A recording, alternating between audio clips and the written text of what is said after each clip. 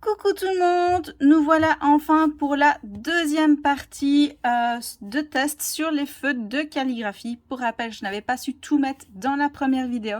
Si vous n'avez pas vu, je vous conseille d'aller la voir. Elle est sur ma page YouTube. Passons tout de suite à la suite du test. Je reviens avec du matériel japonais encore. Un Kuretake, le voilà.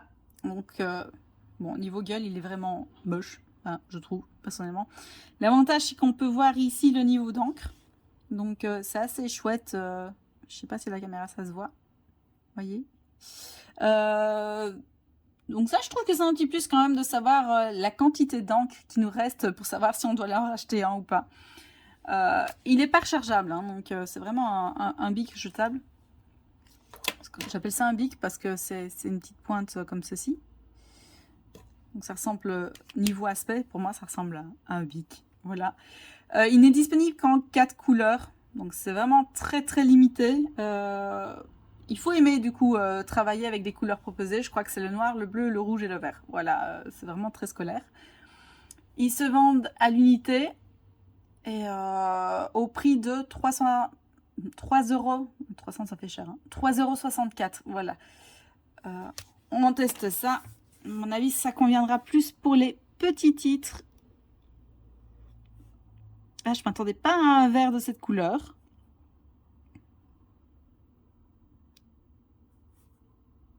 Oui, c'est vraiment les petits titres. Hein. Il faut pas... La nuance des traits est facile à faire. La plume, l'air de rien, est moyennement souple.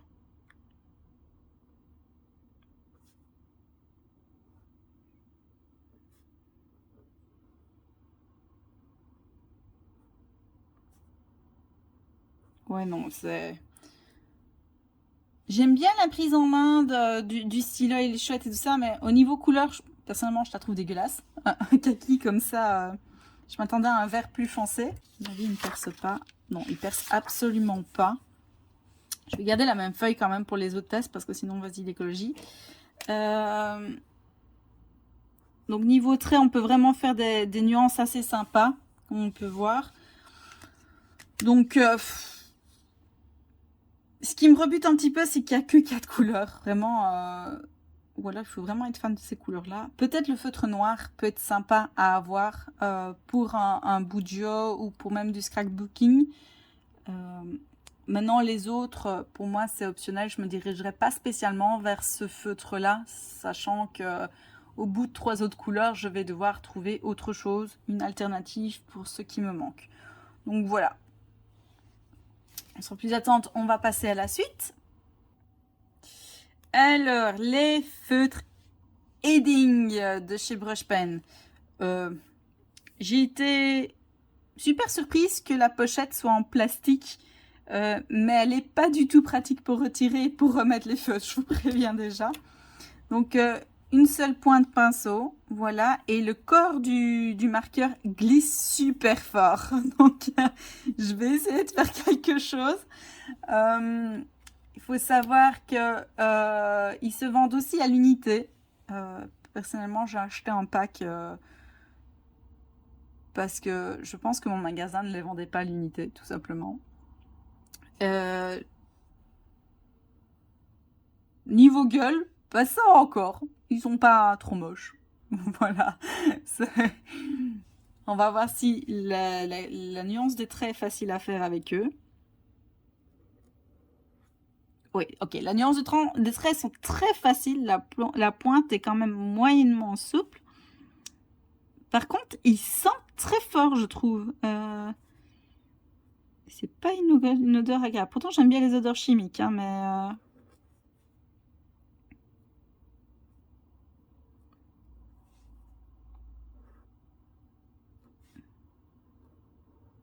La pigmentation de la couleur, pour moi, est vraiment super sympa. Donc, ça flash. Hein. Moi, j'aime bien quand ça flash. Donc, non, les traits sont faciles à faire.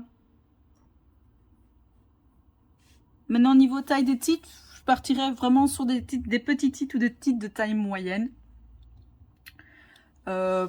parce que les grands titres avec une plume aussi fine, c'est possible, mais ça ne doit pas être évident. Est-ce que ça perce? Non, ça ne perce pas.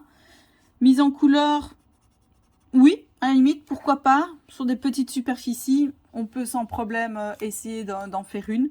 Maintenant, vraiment, ce qui me dérange, c'est que mes doigts glissent tout le temps dessus.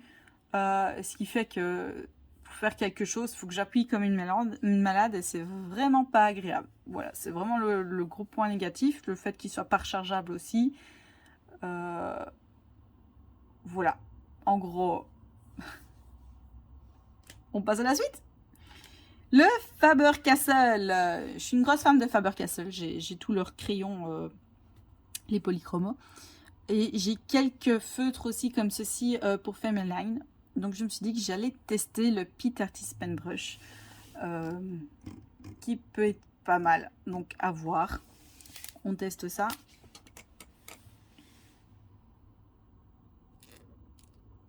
La plume accroche très fort le papier. Niveau pigmentation, je m'attendais vraiment à quelque chose de plus flashy. Par contre, j'ai pas vraiment facile à faire les nuances dans le trait. La plume se plie directement, c'est vraiment très compliqué. Il faut vraiment que je la tienne quasi à la verticale pour arriver à faire des traits fins.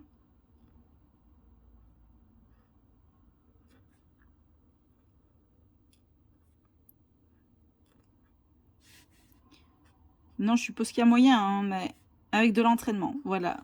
Ça, c'est tous les feutres, hein, donc c'est un test qui est très, très personnel en soi, parce qu'il n'y a pas de bons et de mauvais feutres, chacun va aimer le sien.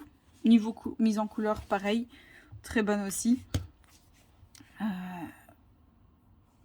Niveau de la tenue en main, il ne glisse pas, donc il y a toute cette partie du feutre qui est en plastique brillant.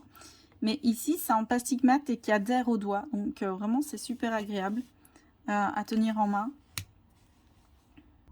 Il faut savoir aussi qu'ils se vendent à l'unité et qu'il y a quand même énormément de couleurs différentes. Donc, n'hésitez pas. Ils ont une très très bonne résistance à la lumière. Donc, c'est quand même vraiment de très très bons marqueurs. Utilisez beaucoup aussi au niveau des feutres noirs pour la mise en couleur de tout ce qui est manga et tout ça au niveau des lines. Donc voilà, ils ont fait leurs preuves, ils sont là, ils sont chouettes. Maintenant, je trouve qu'il y a des meilleurs sur le marché pour la calligraphie en tout cas. Voilà, on passe au suivant. Alors cette fois-ci, on va tester le Sennelier Ink Brush. Alors déjà, ce qui me surprend beaucoup, c'est la taille. Il est très très long. On voit l'encre qui reste dedans. On la voit bien à la caméra. Donc ça aussi, c'est assez cool. Il est au prix de 3,27 € et celui-là, attention, n'est pas rechargeable. Donc c'est vraiment un comme ça. On va tester ça.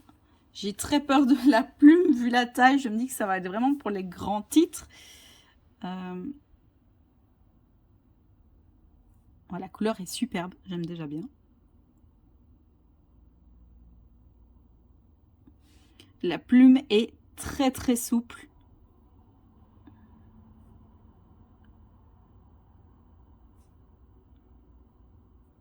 Ouais, c'est vraiment pas facile du coup à la prendre en main. Donc, je dirais pas pour les débutants en tout cas. Et pas pour les petits titres. Hein. Vous oubliez les petits travaux.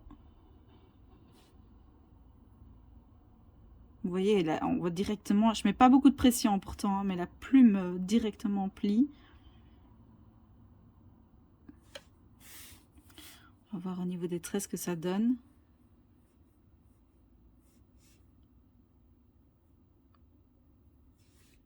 Vraiment faire des trucs très très larges. Hein. Ouais. C'est... Un niveau de pigmentation, elle est incroyable. Niveau prise en main, mes doigts ne glissent pas, mais vraiment, en fait, regardez ma main, et c'est vraiment le fait qu'il soit super long qui me dérange quand même pas mal. Parce que du coup, j'ai l'impression qu'il va basculer vers l'arrière. est-ce qu'il est aquarellable? Est-ce qu'on teste ça? On va voir. Il a l'air d'être aquarellable, hein.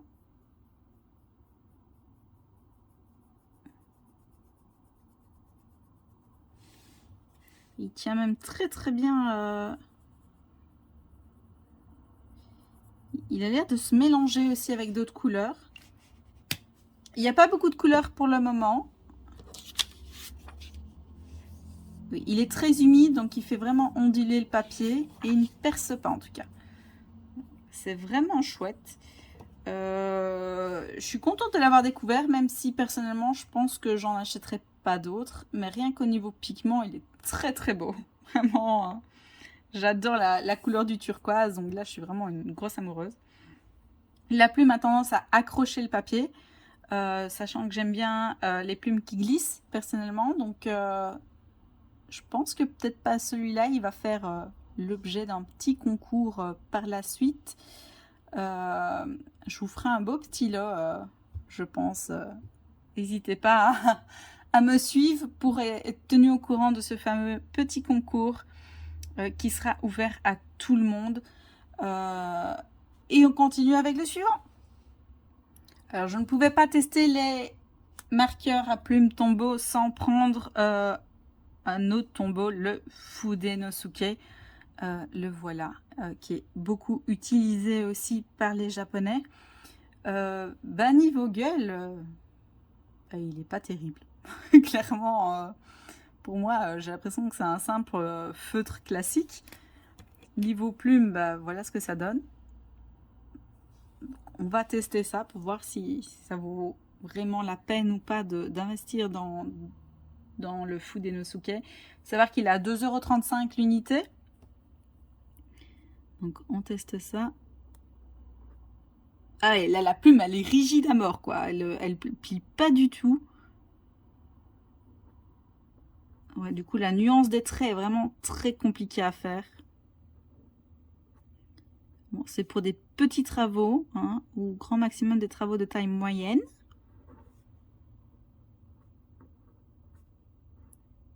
Ouais, j'ai carrément envie d'écrire normalement parce que j'arrive à rien faire en fait.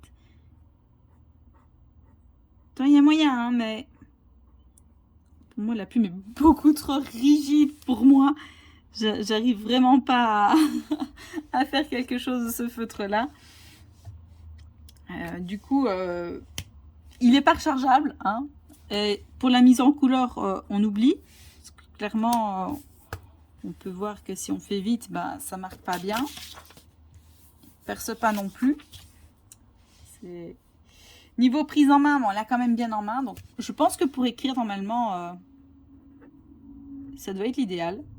Oui, voilà, si vous voulez vraiment écrire normalement dans un bout de jeu ou dans votre journal intime ou dans n'importe quoi, c'est vraiment l'idéal. Mais je ne le choisirais pas. Clairement, je préfère encore les autres feux de Tombow pour la calligraphie que celui-ci. Je tarde pas, on passe au suivant.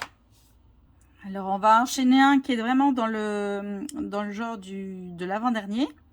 C'est un Pentel, le Color Brush. J'adore la longueur aussi de ce feutre. Hein. Donc, on peut voir. Par contre, ici, je ne vois pas le niveau d'encre. Et celui-ci est rechargeable. C'est le seul que j'ai trouvé pour le moment dans ma papeterie qui est rechargeable. Il est tellement nouveau qu'il n'y avait même pas encore les recharges.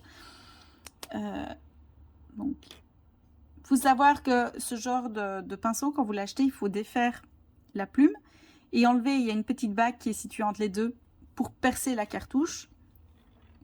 Donc, on va voir au niveau de la plume ce que ça donne.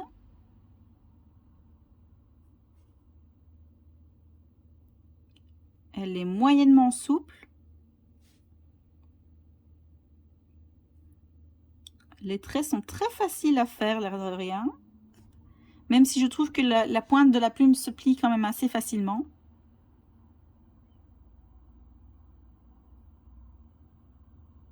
On peut voir, oui, quand même, si on ne gère pas bien la pression, ça peut vite devenir problématique. Et peut convenir aussi bien pour les titres de taille moyenne que les grands titres. Comme on peut voir, on peut faire très fin, plus épais, ou très très très épais.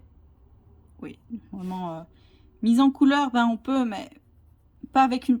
Personnellement, je ne ferais pas avec une plume comme ça, j'aurais très peur de l'abîmer. On va voir au niveau.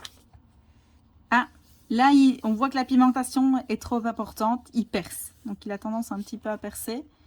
On commence doucement à voir où. Par contre, je ne sais pas si vous voyez, je vais essayer de zoomer là-dessus. En séchant, il obtient vraiment un style tacheté. C'est vraiment agréable comme texture sur le papier. Du coup, je sais pas c'est dû à quoi, mais c'est vraiment chouette d'avoir une autre texture quand on fait un carnet ou un bujo. Ou... On va voir si c'est aquarellable. J'en ai aucune idée. Oui, c'est super beau. C'est aquarellable, oui. Maintenant, il retient très très bien l'eau aussi. Hein, donc, il faut y aller pour revenir à la couleur initiale.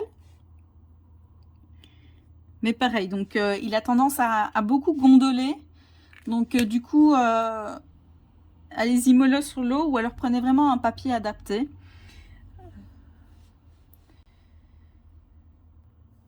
Donc c'est au niveau du prix, bon, c'est le seul qui est vendu à l'unité et qui est aussi cher. Il est à 8,26 €.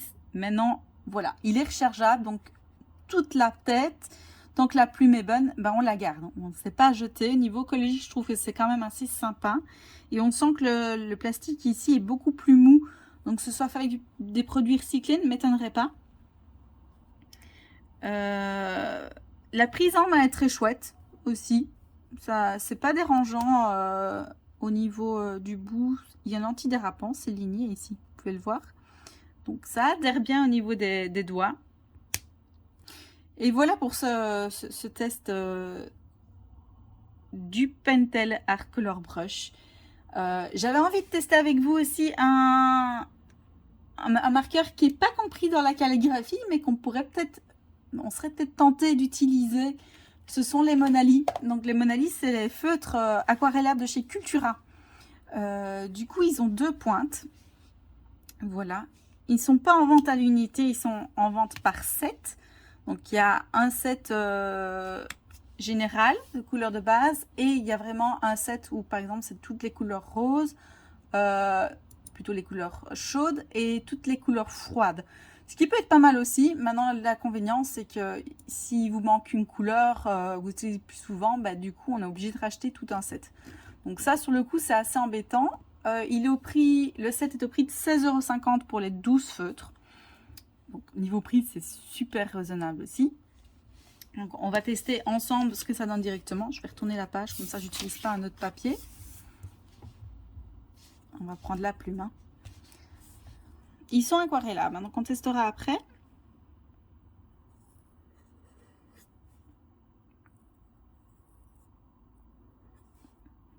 Les pigments sont super chouettes aussi. Par contre, la plume est très rigide.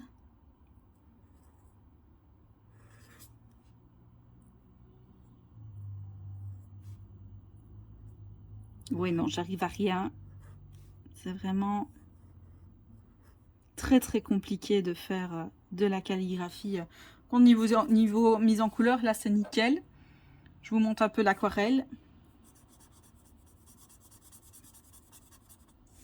On obtient quand même un léger dégradé. Et la pointe dure.